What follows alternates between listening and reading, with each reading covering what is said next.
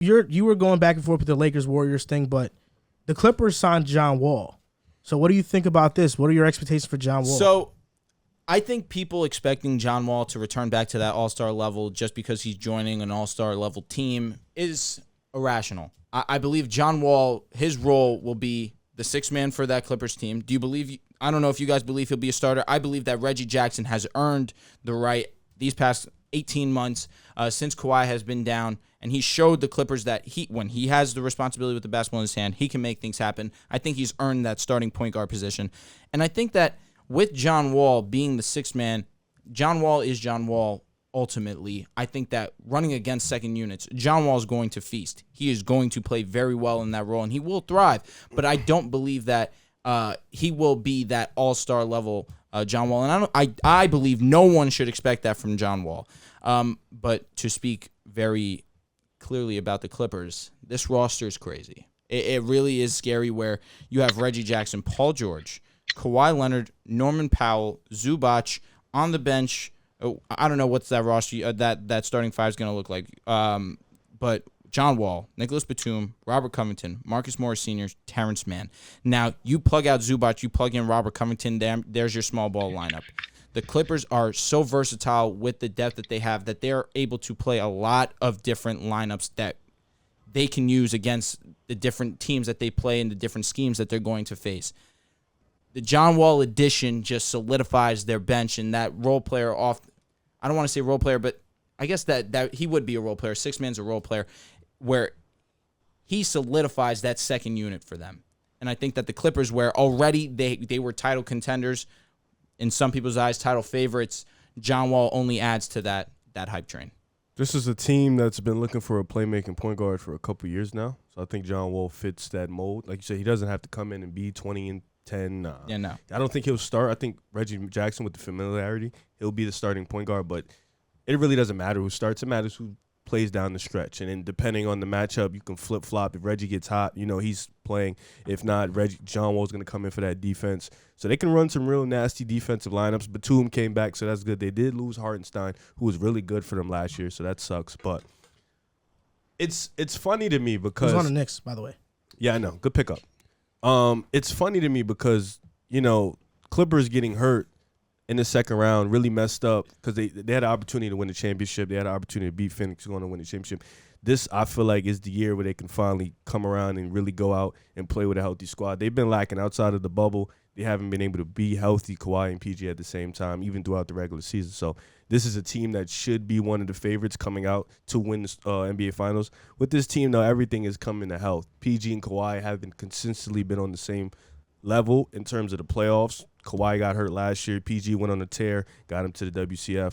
When Kawhi was dominating, PG was struggling. So they haven't been on the same consistent page. But with a team like this that can go, you didn't even mention Luke Kennard, a team like this that can go 10, 11 deep. Brandon Boston's on the bench. Amir Coffey just got re-signed. I didn't want to go 12 deep. They can legit go 12 deep. This is a nasty team top to bottom. So I think they should be the favorites in the West. One of the favorites, at least, to win the NBA Finals. They should be the favorites, in my opinion.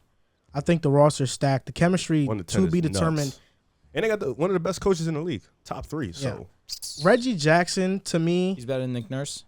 Yes. Huh? What the hell? Nick Nurse is a great coach. I don't know why you're saying this. Like Ty Lue is better. He's a really good coach also, but Nick Nurse is not a slouch by any means. Yeah, but Ty Lue is better. Is he though, Rev? Yeah, I think. I don't want to get that because we'll be here till next Tuesday talking about this. Ty Lue right now. Yeah. I'm not ready to just anoint Ty Lue as better. And when I say better, I mean better like you saying. Like we shouldn't even be having this conversation. Okay. I'm not ready to say that. Well, who would you side with? If Ty Lue is better than Nick Nurse, we splitting hairs because I think Nick Nurse is a better X and O guy. I think Ty Lue is a better manager in his rotations. I think Ty Lue is better at adjusting. At adjusting in games. Even though Nick Nurse is very good at adjusting in games, sure. I think Ty Lue is very good working the officials, which is part of coaching. That's very much what Ty Lue is good at. I also think that Ty Lue is good at adjusting when his team is going off runs. So when I think about that matchup, I'm not necessarily sure that Ty Lue is a wash, because that's what it sounds like you're saying. Well, let me apologize. 'Cause I think Nick Nurse is a great coach. Yeah. So let me I think he is too. I think he's one of the 5 best coaches in the game. I don't think he's that. Okay, that's fair. If Ty Lue is better than him, I don't think it's by that much. Yes. Okay. So let me pause because I do have Nurse top 5. I have Lue top 3. So pardon me. I think Ty Lue. I only think Spo and Kerr is better than Ty Lue in my opinion. Okay. So those would be the top 3 for me. I can get with that. I think Reggie Jackson, has he been good for the Clippers? Yeah, but I kind of feel like the playoffs kind of skewed people's image on Reggie Jackson. This past year, he averaged 17, 4, and 5, but shot 39% from the field and 33% from 3, basically. He was one of the more inefficient players at the point guard position in the entire NBA.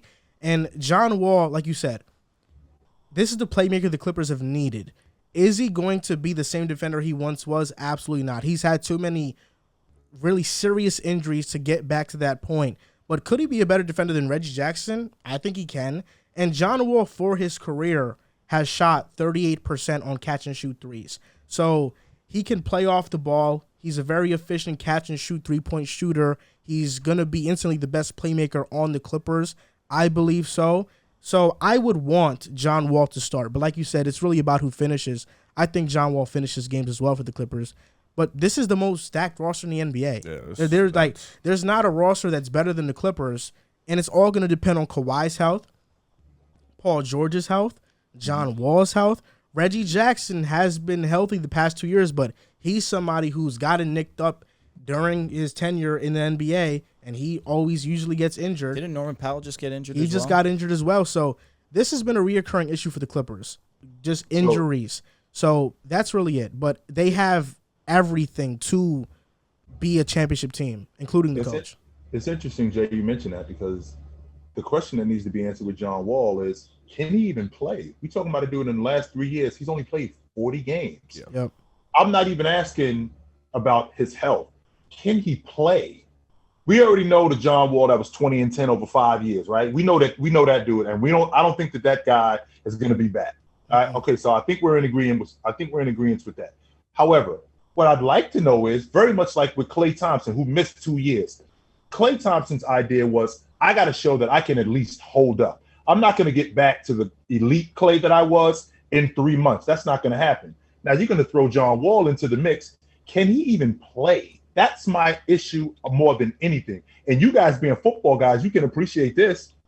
They're not just handing John Wall the ball. We have a quarterback controversy here. He's going to have to come in there and he's going to have to earn his run. They're not just going to hand him the basketball. He's got to prove that he can play. And if he does that, then we got to find run for him in the rotation. It's not just going to be, you're going to take this guy's minutes. You're going to take that guy's minutes. Wait a minute. So this dynamic with John Wall, this isn't a home run. He's got a lot of proving to do in this particular situation. Not only that, but Reggie Jackson, at least in the past, has had an ego problem. OKC with Westbrook, became the man in Detroit.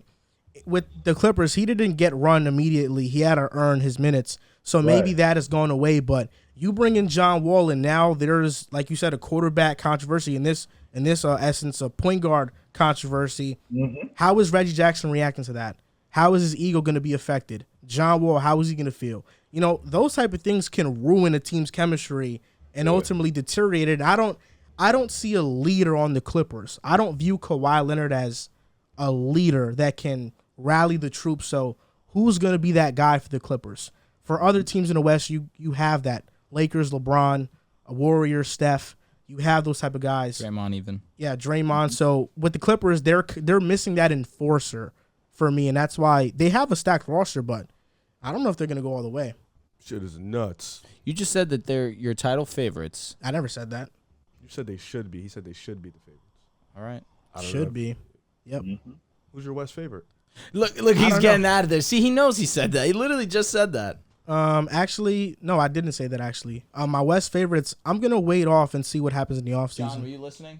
Did he say title favorites? I believe so. All right, just making sure. John's always lying on my name, man. Don't listen to him. He's always lying on my name. Yeah, I mean, 12 deep is pretty nuts, though. It's amazing. Got to respect that. But you're not playing 12 guys. You're never running 12 guys.